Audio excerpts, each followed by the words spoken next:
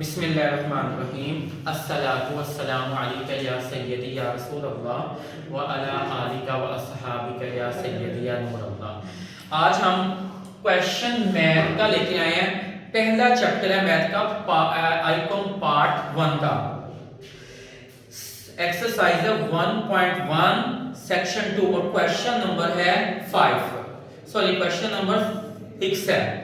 सवाल है A is half as old as B, B is half as old as C, यानी कि A की जो उम्र है वो B से हाफ है और B हाफ किसका है, C का। यानी कि अगर A की उम्र 2 साल है तो B की उम्र कितनी होगी, 4 साल। और अगर B की 4 साल है तो C की कितनी होगी, 8 साल। और इन तीनों की कह रहे हैं सम ऑफ देयर एजेस इज 105 और इन तीनों की उम्रों का जो मजमुआ है वो 105 साल है। तो हमने फाइंड एज सेपरेटली, तो हमने ये फाइंड करना है कि A की उम्र कितनी है, B की कितनी है और C की कितनी है। ठीक है, हमें बताया गया है कि सवाल में कि A की उम्र यानी कि A हाफ है B का और B हाफ है C का। अगर इन तीनों की उम्र को जमा करें तो इन तीनों की उम्रों का मजमुआ क्या आता है, 105 साल। हमने ये बताना है कि A की उम्र कितनी है, B की कितनी है और C की कितनी है। अब सवाल की तरफ आते हैं जरा। मैंने फर्स्ट कर लिया let the age of A is 2x। मैंने फर्स्ट कर लिया कि A की उम्र क्या है, 2x है। Let the age of B is 4x और B की उम्र मैंने क्या फर्ज कर ली, 4x। Let the age of C और C की उम्र मैंने क्या फर्ज कर ली, 8x। अब देखें A की उम्र मैंने फर्ज की है 2x, तो A B का हाफ है कि नहीं है और B C का हाफ है कि नहीं है। ठीक है, अब देखें, अब हमने मालूम किया A की उम्र कितनी है, B की कितनी है और C की कितनी है। अगर मैं इन तीनों की उम्रों को जमा करूं, ठीक है, उसने क्या किया, the sum of their age is 105। अगर मैं तीनों की उम्रों को जमा करता हूं यानी कि मैं तीनों को सम करता हूं तो किसके बराबर आ जाएगी, 2x 4x और 8x। अगर मैं तीनों को क्या करूं, सम से मुराद क्या आता है जी, यानी कि जमा करना। अगर मैं तीनों को जमा करता हूं तो इन तीनों की उम्रों का मजमुआ कितना होगा जी, 105 साल होगा। ठीक हो गया, कोई प्रॉब्लम। अब बेटा इन तीनों को जमा करें, इस स्टेटमेंट की समझ आ गई कि नहीं आ गई। ठीक है, अब इन तीनों को जमा करें, 2x + 4x + 8x is equal to आपका कितना हो गया, 14x हो गया, इज इक्वल टू 105।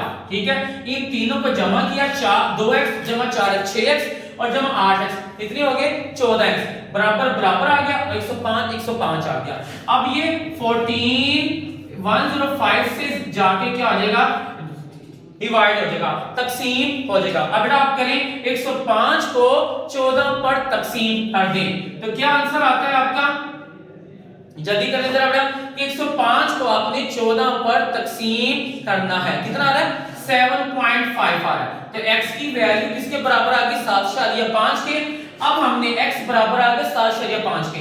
अब हमने A की उम्र, B की उम्र, C की उम्र फाइंड करनी है। तो यहां पे देखिए age of A, age of A, A की उम्र हमने क्या फर्स्ट की थी, 2x, ये ले 2x आ गया।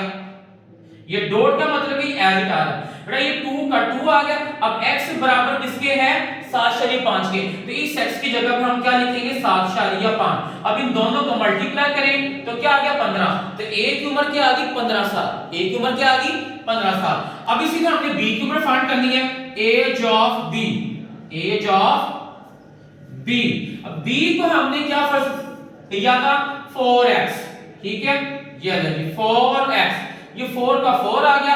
अब x बराबर किसके, 7.5 के, तो x की जगह पे मैंने 7.5 लिख लिया। अब 4 को ज़रब दे 7.5 से तो ये क्या आ जाएगा, 30।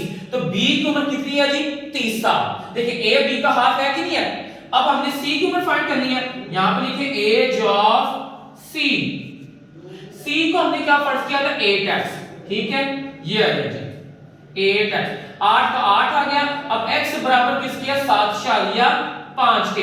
अब 8 को ज़रब देंगे 7.5 से तो आपकी क्या वैल्यू आ जाएगी, 60 आ जाएगी। तो C की उम्र कितनी है जी, 60 साल।